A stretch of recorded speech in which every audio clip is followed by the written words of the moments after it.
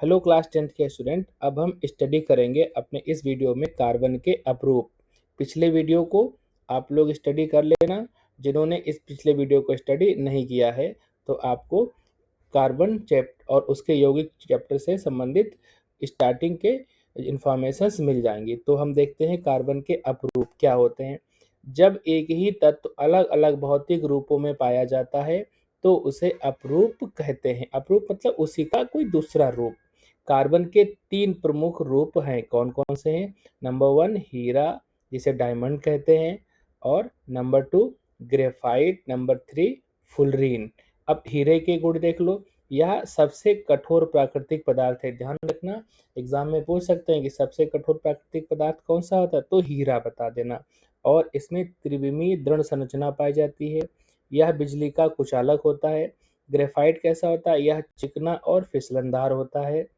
इसकी परतदार संरचना होती है। इसमें एक मुक्त इलेक्ट्रॉन होने की वजह से ये विद्युत का सुचालक हो जाता है। अब यहाँ पे दो बातें ध्यान रखना। हीरा कैसा है? वो विद्युत का कुचालक है, जबकि ग्रेफाइट कैसा है? विद्युत का सुचालक है। और एक नया तत्व खोजा गया है, अपरूप खोजा गया है कार्बन का, वो क्या है? फुलरीन है। और ये कैसा होता है? ये फुटबॉल के आकार का होता है। अरे अब हम स्टडी करेंगे हाइड्रोकार्बन। जैसा कि इसके नाम से ही पता चल रहा है, क्या है इसमें? हाइड्रो और कार्बन, यानी हाइड्रोजन और कार्बन से मिलकर जो यौगिक बनते हैं उन्हें हम हाइड्रोकार्बन कहते हैं। देख लेते हैं। केवल कार्बन और हाइड्रोजन से बने यौगिक को हाइड्रोकार्बन कहते हैं। ये दो प्रकार के होते हैं। कौन कौन से होते हैं? दो प्रकार के होते हैं, संतृप्त और असंतृप्त। अब फिर इनमें अलग अलग टाइप्स होते हैं। देखते हैं। नंबर 1 कौन से हैं? Alkane, alkene, alkyne. कौन कौन से? Alkane, alkene, alkyne. वीडियो को पॉज करके लर्न कर लो। एल्केन, एल्कीन और एल्काइन। इनमें से एल्केन कैसा है? वो संतृप्त होता है, और बाकी एल्कीन और एल्काइन असंतृप्त होते हैं। अब इनकी जरा परिभाषा देख लेते हैं।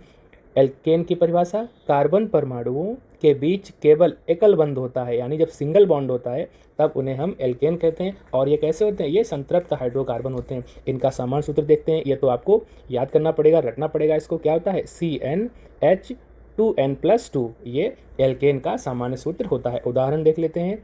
क्या? मीथेन CH4 और इथेन C2H6, ये इथेन होता है। तो इस प्रकार आपने एल्केन को समझा। अब हम देखते हैं alkene.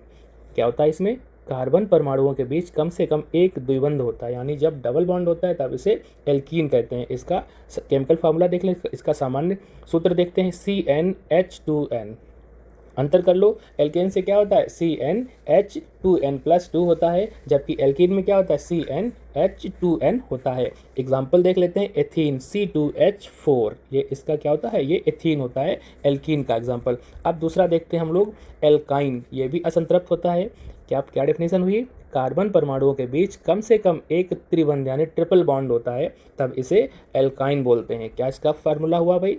CnH2n-2। Example ethyne C2H2 होता है। इस प्रकार आपने हाइड्रोकार्बन्स को समझा। अब एक बार वीडियो को रिवाइंड करके देख लीजिए और इसको याद कर लीजिए।